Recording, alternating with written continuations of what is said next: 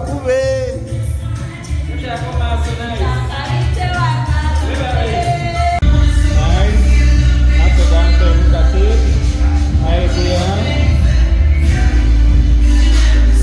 Kulinya lya Lujja. Lujja, it's my daddy's name. Nze Nabbosa Fatia. Oh, yegwe Lujja linnya lya taata. Linnya lya daddy. Alright, thank you so much guys for watching the channel. My name is Morris Jordan Kawesa, straight outer aromatic entertainment. Fatia Lujja alina byagenda okubeera nga atuyisaamuko. Nsaba beera ku channel eno, tovaako laba video kuva wetandikidde paka weggwera. Tovaawo, Fatia agenda tulaga kyonna kolalira. Beerako tulabe ekikirako. Morris Jordan Media, nze ne wawetwa house medias. How are you?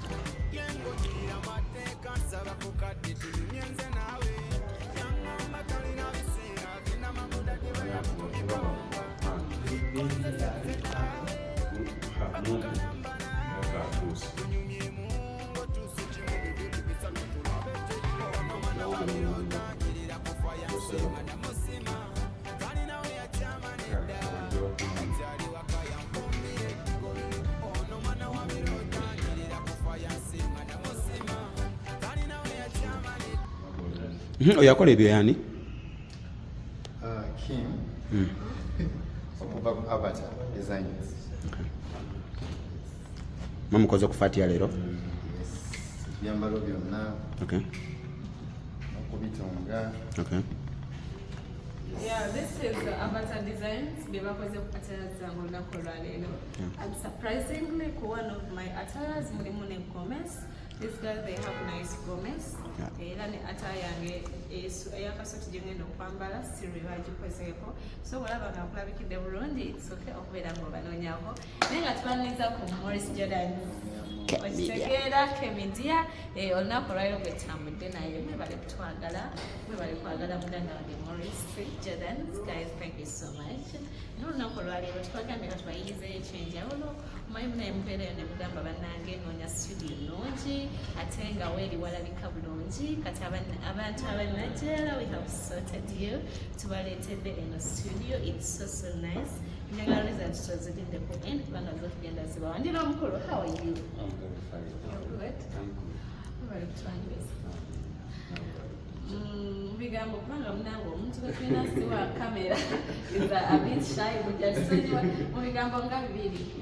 Njagala introduce very studio. Abalabi baffe abalungi aba Morris Media tubaniriza mu studio yaffe bakita LC Studios Nigeria. Abantu abasinga batubuuza bakimagenda Nigeria ne muleka ekibuga. I think naye wakimbuuzizaako. It was actually yemu profession. Yeah, nti this kind of space we wanted, we couldn't get it in town. So we wanted a bigger space. Guys, so this place is so big. This place is so big. It's so nice. Bantala Quiet, these guys, Baba Sotis, because Quiet is here and everything is wow. Everything I'm gonna be on details, I'll welcome you to LC Studios. Thank you. Fatia ngonyirira ekyama ki? Mukwano gwe mungi kiki? Baba, not now.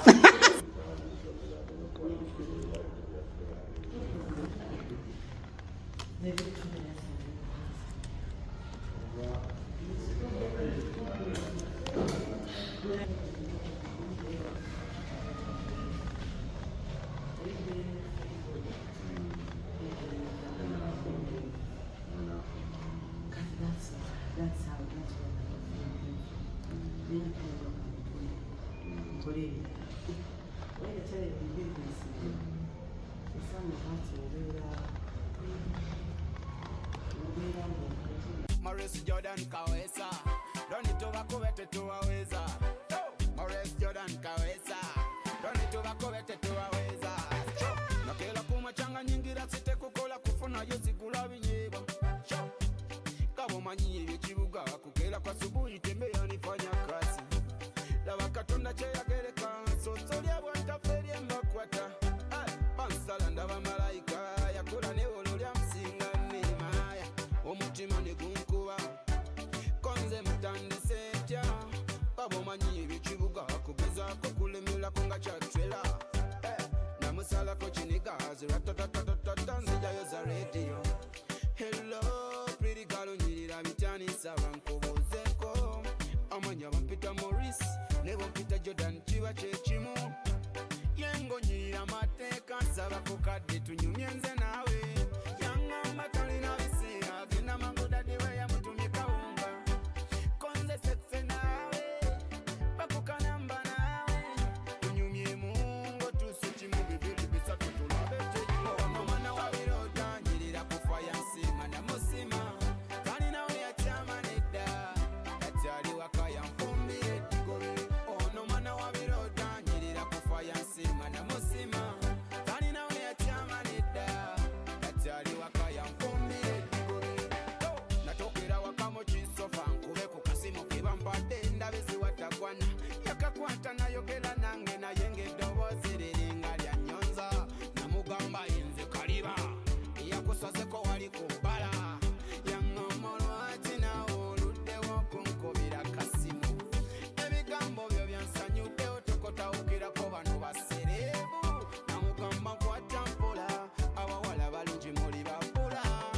Maurice jjawo obuyaye olabika olina n'amalala. Konze sirina malala abanda banga mpimba bamanyi malala. Kati nga nsaba ki baby teka mu mutima omponye bye. Ono mwana wa biroda nyirira kufa yansima na musima. Kani nawe yakyama nedda yakyali waka yanfumbire tigole. Ono mwana wa biroda nyirira kufa yansima na musima. Kani nawe yakyama nedda yakyali waka yanfumbire tigole. Bangi bagamba era mbawulira nga bawera ne bakuba n'ebirayiro nti kankuwa omutima. Kwagala kuva ku ntobo ya mutima kwasinga naye nga beerya kawane yitamirisa tukumita abekubye.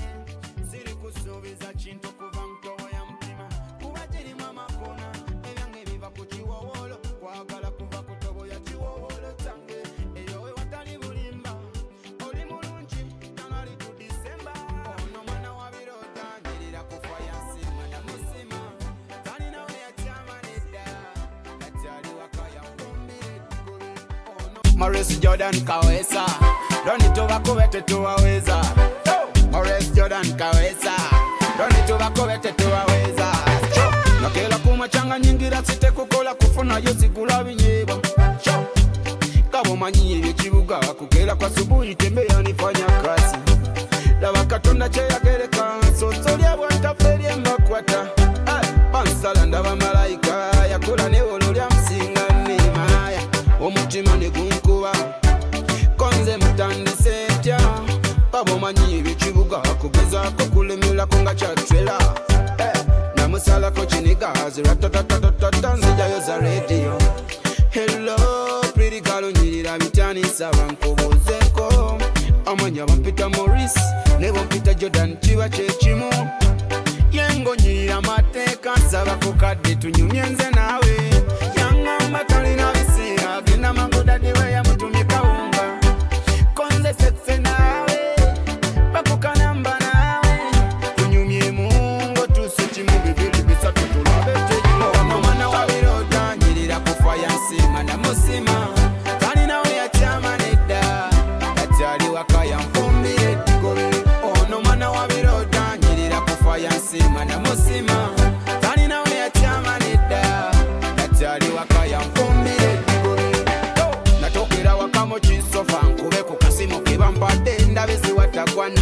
Yakakwata nayogera nange naye ng'eddoboozi liringa lya nnyonza. Namugamba yenze kaliba yakusazeko wali ku bbala. Yaŋŋomolwa ati naawe oluddewo kunkubira kasimu. Ebigambo byo byansanyudde otokotawukirako bano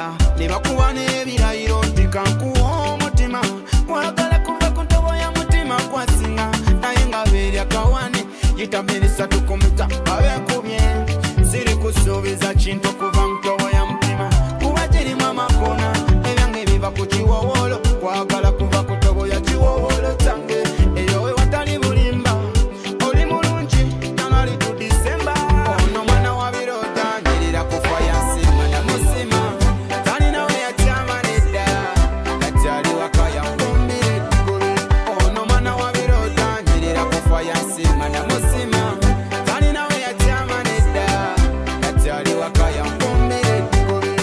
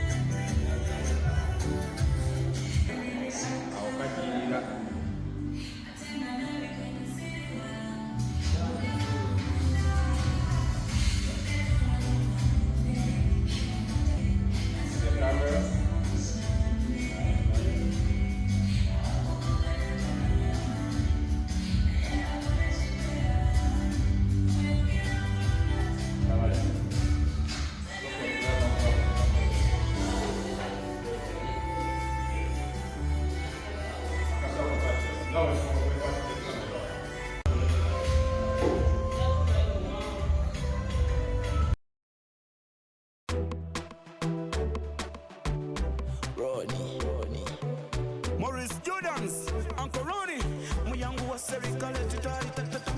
I remember that day that I met you. Baby nakulabo mutima nokuwamba ngagukubire no wansiwe chibumba katyo ntambuzange ya mere biwawa. Give this chance to lavate chidako silly love nigga tori gold digger. I'll never ever take you for granted inga palaso baby chenkugamba malamu siri kuyisa mu maso nga Stacy che yakola Carlton mu cinema eri aromatic entertainment ndi kukwatanga Britney jangu yangu wa baby jangu yangu wa mutima kukuba kumbuza kwe biwundo bya mutima biwona utude wano jangu yangu wa baby jangu yangu wa mutima kukuba kumbuza kwe biwundo bya mutima biwona utude wano sure sijukira lulimbisela bya corona nga sisobola vuga kamotoka kibina oli wala ndi wala nga tetwefuna kuba bufana nyingo bigula kabina nakabanga ninganga mpabana my friends me tell them doing better gwereto mukono nze ntekeke mpeta toti oline sita atalina nyota kuchokoza bakade tubawe chita mukoto muwe nkoko wa mavimbe azaliwa ntino mulunja gaziba chifuba tubakube jitakale lukoba kulukoba katandika butandisa tene tukagala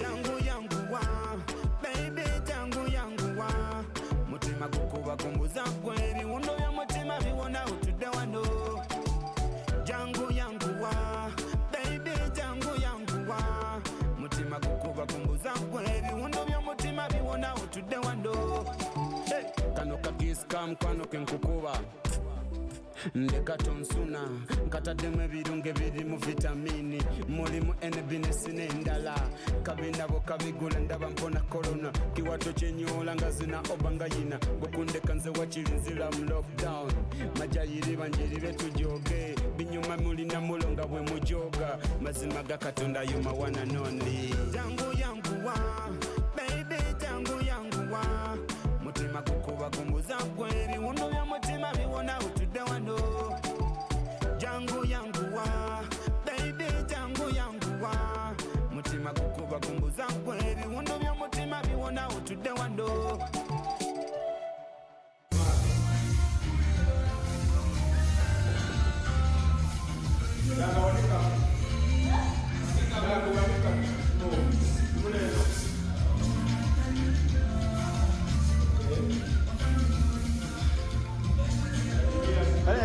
Papa Kansal.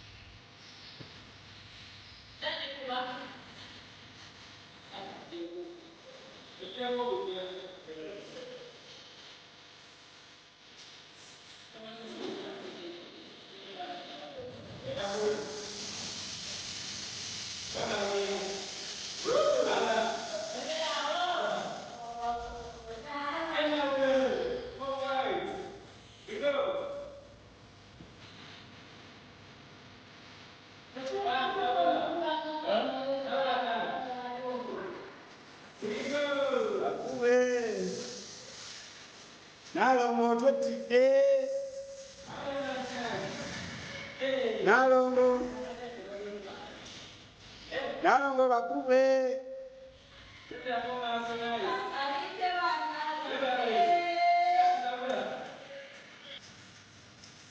Mukuzika banasoma ebyafaayo nti omugenzi ekyamuse kunyenya nnyashi kuba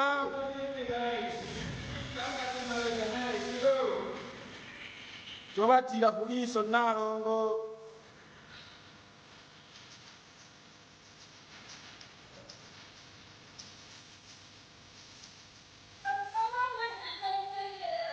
Weyanji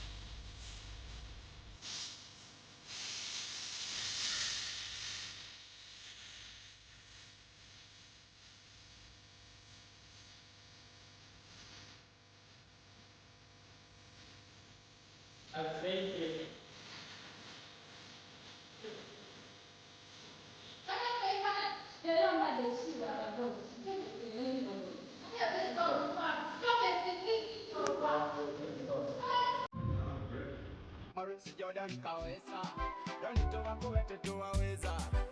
Morris Jordan Kawesa, don't need to back to aweza. Nakela kumachanga nyingira site kukola kufuna yozigula binyeba. Kabo manyi ebikibuga kugera kwa subuhi tembea nifanya kazi. Daba katonda cheyagereka so solia bwanta feri emakwata. Pansala ndaba malaika yakula ne ololya msinga nemaya. Omutima ne gunkuba konze mutandise tya. Kabo manyi ebikibuga kugeza ko kulemela konga chatwela. Namusala ko chiniga ratatatatata nzija yoza radio. Hello pretty girl nyirira bitani sabankobozeko. Amanya bampita Morris ne bampita Jordan chiba chechimu. Yengo nyirira mateka saba kukadde tunyumye nze nawe.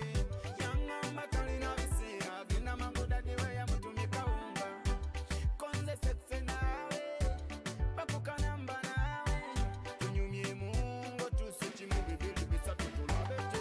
Ono mwana wa biroda nyirira kufaya nsima na musima. Kani nawe ya chama neda Atali wakaya mfumbire digore. Ono mwana wa biroda nyirira kufaya nsima na musima. Kani nawe ya chama neda Atali wakaya mfumbire digore. Natokera wakamo chisofa nkube ku kasimu kibampadde ndabisi watagwana. Yakakwata nayogera nange naye eddoboozi liringa lya nnyonza. Namugamba inze kaliba yakusazeko wali ku bbala. Yaŋŋomolwa ati naawe oluddewo kunkubira kasimu. Ebigambo byo byansanyudde otokotawukirako bano basereebu. Namugamba kwata mpola abawala balungi muli babula. Morris jjawo buyaye olabika olina n'amalala. Konze sirina malala abanda banga mpimba bamanyi malala.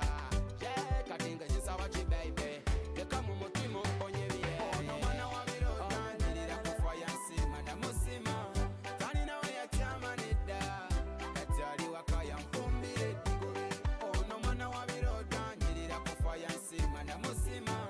Kani nawe yakyama nedda kati ali waka yamfumbire digore. Bangi bagamba era mbawulira nga bawera ne bakuba n'ebirayiro nti kankuwa omutima.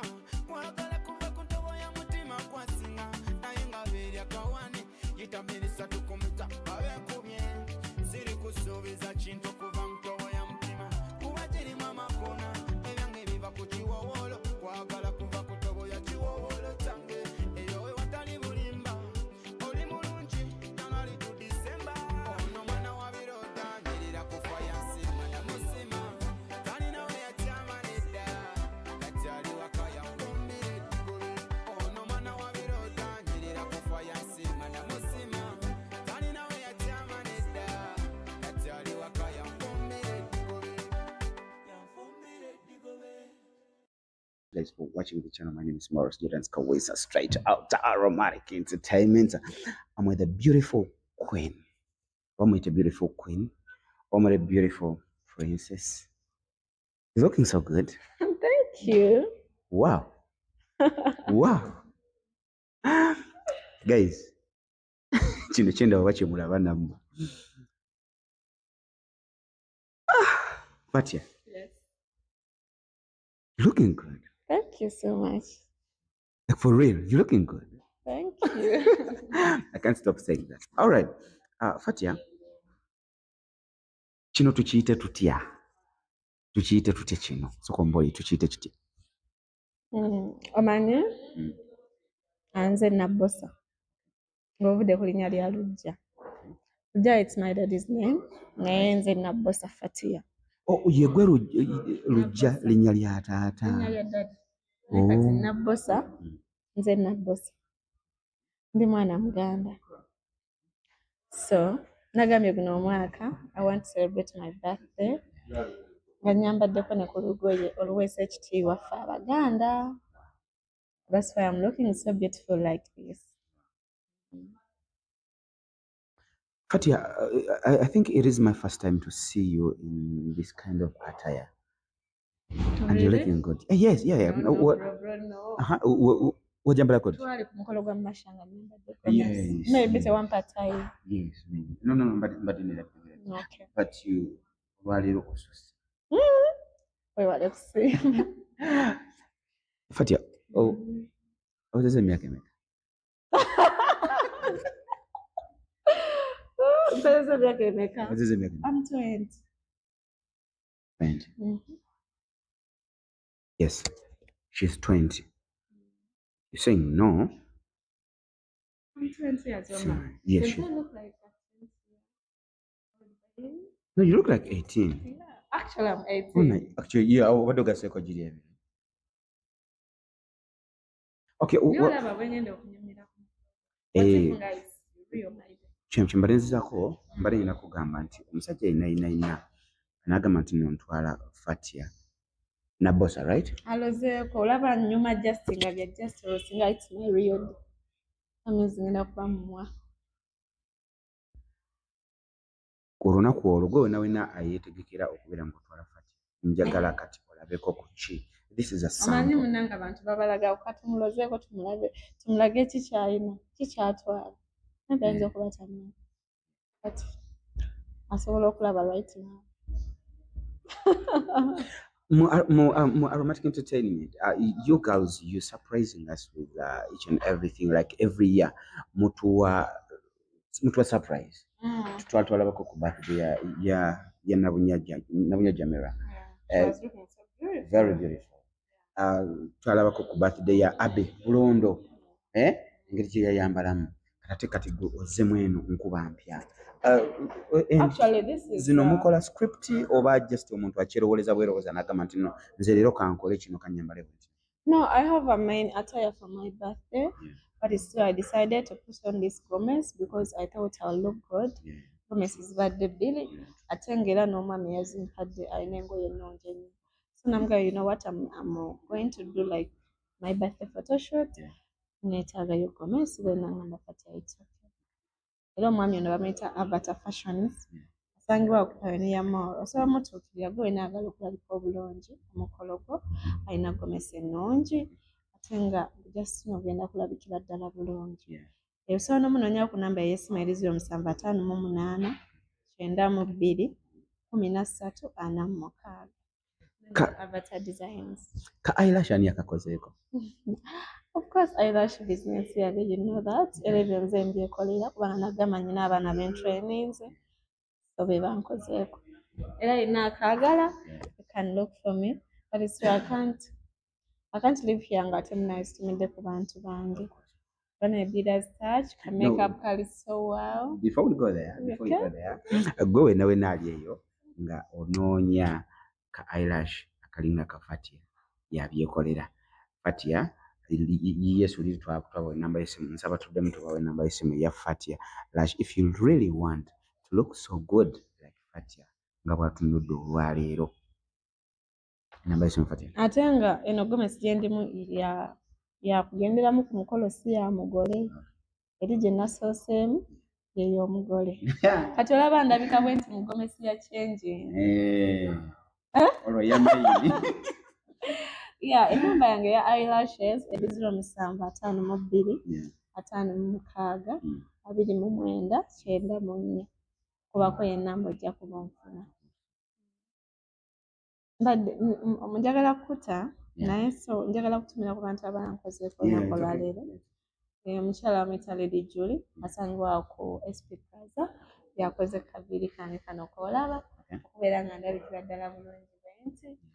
Ne wabaawo n'omukyala bamuyita Billa's Touch naye anfefese ka makeup nendabika bulungi nnyo so munoonya ku bonna abakyala benjokedde kwe bali ku TikTok. Then I will thank you my brother, thank you so much for being here. Then I will appreciate my murungi my muzungu akuba saba mwogera linnya but she has been there for me. Nze ngenda mwogera bajja mulaba she has been with me. I love you girl, thank you so much. Then sobola bannange ate butatumira studios ze tubaddemu gye bazita bati kale am I right?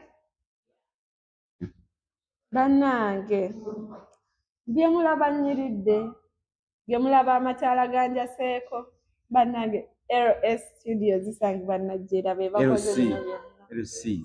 LC Studios. Njogedde ki? LA. It's LC.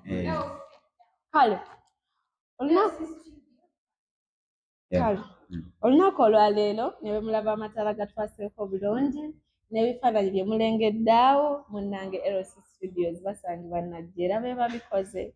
Bannange thank you my people, mwebale kukkiriza mu brand Fatia Lujja ate nsaba Mukama abongerere ddala mukole ku customers bangi kubanga mulina omutima omulungi ate ebifaananyi birabikidde ddala bulungi. So musobola okubeera nga mubanoonyako aba LC Studios basangibwa Najjera. Babeere nga babakuba ebifaananyi olabike bulungi nga nze. Omanyi sometimes waliwo abantu abagamba I want to look like Fatia, I want to look like Vanike, I want to look like someone else ali mu media nga balowooza it's too much. It's not too much darling. Ku LC Studios ojja kakasa nti bino ebintu biri nnomu. Fatia abantu bwe batandika okwegezaageza mu Gomesi emikolo gyabwe giba gisembedde tugambe nti naawe obugogo gunaatera gusembedde. Buli mwana ow'obuwala kyekyo ekintu kyasinga okwagala mu bulamu. Buli mwana ayagala omwami, buli mwana ow'obuwala ayagala omwami akyaleko ewaabwe bamuggyeyo mu butongole. Nze ani bw'oba ogw'omukisa oguŋŋambye nze ogugaana era njagamba alhamdulillah bwe kaba akaseera katuuse oba kalituuka era nako nja kkeebaza. Anti nedda mbadde mbuzabuuza nti bagisembedde oba gikyali wala. Simanyi munnange ebyo omusajja mukulu yasinga obimanya waliwo ebintu bye batasaba basajja nga binyuma nnyo ne babifuga ne babyekolera. So amusaba taata jangu ewaka taata kola bw'otyo. Kinyuma nnyo nga kirina kyo nakera kumakya nagayo n'owati Fatia genda kujja ewaka. Naye kati waliwo ebintu ebyakyo olaba edda ng'omwana ow'obuwala tasobola kusemberera mwana wa bulenzi n'amugamba naye gwe boyi mwana kino nakino naye kati ennaku zino seba abaana ab'obuwala baŋŋamba eyo abaana ab'obuwala bwe musanga abawala eyo abayaaye aboogera bye baagala you think nti ffenna ffe bamu. Bannange ffenna tetuli be bamu. Waliwo abantu nga ffe nga tukyagoberera ennono nga tosobola gamba musajja ne bw'oba omwegombye nti omwagala ate olina nombeera gy'osobola kuteekawo kubanga ffe munnange tukyagoberera ennono y'abazadde baffe ate tulina be tutya wakati ntya bannange bwebagamba taata wange nti nina omusajja gwe nagambyeko n'obuganda bwe nyini mba mbaswaza. So emba mbasangeyo nga babyogera ffenna tetuli bwekiti. Actually abantu abali very humble. But you see that Muzungu of mine? You can see her she's whatever case it is, she's totally like, she's so sweet, very kind. When like she's far from you, making her woman but she's one of the most kind.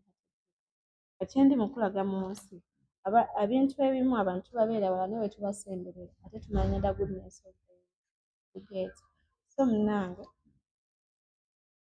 njogeza nnyo today it's my no tusabe busabe nze omwami nze ndi mukugamba simusaba muleke simusaba ate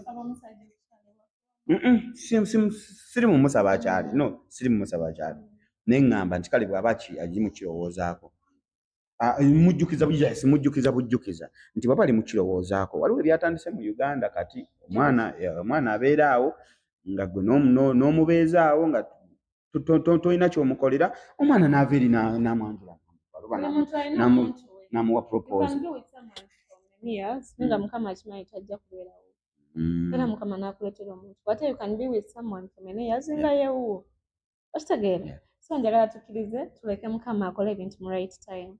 I know right time wenaaba etuuse banaaba bakukyala ajja kukyala bwe tunaaba bakola mikolo tujja gikola ate bwe tunaaba tetujja gikola era mukama aliba alina ensonga. Nsaba ku lunaku lwo abawagizi ba Aromatic Entertainment naddala nnyo ba house managers owaweyo akagambo ba house managers bali abakola Saudi, Dubai, banange banamu teninza bagamba nsi kuno ssente zo zibeere ssente zo lowooza ndaba ennyo cases nga baana badde Uganda gamba maama wange yalya ssente ate nga maama asigala maama ne bw'oba ofa otya maama wo tosobola muteeka mu kkomera tosobola mukola kibi. Nze mbadde nsaba instead of okukwata ssente n'oziwa maama manya engeri gy'osobola okweterekera akasente oba okuziwa omuntu wa famire yo in case of okwawula famire manya engeri gy'osobola okukipinga akasente ko okwesigaliza ate n'ekirala even though you're far away abantu bangi bali mu long distance relationship naye omwana w'obuwala ne bw'oba oyagadde nnyo tokwata akasente ko kawa musajja ne bw'oba oli excited Fatia ne data o abaana abali eyo tokwata ne bw'oba omuwadde tomuwa salalewo yenna alisi kwatako omugambi kankuweyo 2 okitegeera bw'oba olaba kiremye tomuwa tulina muzungu wano tomukwata tomuwa ssente zo kubanga banammwe omwana abeereyo n'akomawo ng'omusajja yamuzimbira akayumba kalinga oba toilet I'm sorry to use that naye nga ekyo kyali banange tubeera mu love naye ensobi oba oziraba osobola olaba omusajja owuwo akulimba osobola nti buli wamukubira ekiro takwata akubira ku makya lwaki takwata ekiro wabaawo ensonga lwaki takwata kiro. I feel so bad for those young girls that they are crying for their money. You are not worth that girl. You are there working. Anyway, abawagizi ba Aromatic Entertainment, we appreciate you. Thank you so much for supporting Aromatic Entertainment. Tulina channels affe okuli Trust Films ne LM Movies. Atenga show yaffe eno ewagiddwa bannaffe aba Fatia Lashes. Fatia Lashes batuteeka mu ssente ne bannaffe aba Mama Interior balina beddings balina Nganyirira nnyo. Is this me? You guys, this is nonsense. Oh my god. Langa Mama Interior. It's too much. Aneda go bolanga Mama Interior. Okay, Mama Interior balina ebintu ebilungi. Ebya balina bed covers ennungi, balina towels ennungi, balina amasooka, balina ebintu bingi, balina curtains ennungi, banoonyeeko bajja kubeera nga bakuwa ebintu ebirungi. Ano bali basangibwa wali ku Arua Park awo bogenda obasange ate ne ba Morris Fashions balina engato okuva kagato k'omwana omuto paka kagato k'omuntu omukulu. Lero birthday ya yes obadde nakyo gamba bw'oba olaba eno show tokola ttima sharinga subscribing muno mugambe nti Morris wange yatandikawo ka YouTube channel ke ebintu bya kusharinga ekitegeera tokola ttima bw'oba olabye subscribing next time video ekutuukewo nga toginoonya. Thank you so much. Tutumireko ku bantu abali eri ebweru w'eggwanga. Bonna tubatumidde. Kale nze kantumireko ku Case. ntumideko ne ku Ibrake Mukasa nawe nkutumideko nnyo sebo nawe funa kutumirayo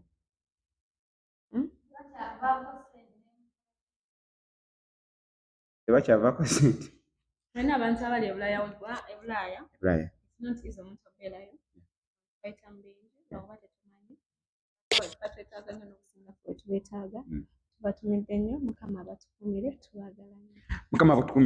tubaagala nnyo. Have a blessed night. My name is Maurice Giddens Kawesa, straight out Aromatic Entertainment. Yeah. And thank you so much for coming today. Mukama kunjagalire. You must see sichobe bwakukwatako nina kukuba mukube. Bantu buli muntu yena ambereddewo olwaleero sirina bwesobola basasa ne Mukama waweje emitima gyammwe gye biyayaanira emusobola obbasabira. Maurice Giddens Kawesa, straight out Aromatic Entertainment. That was the day. Have a blessed night and I love you so much. Bye-bye.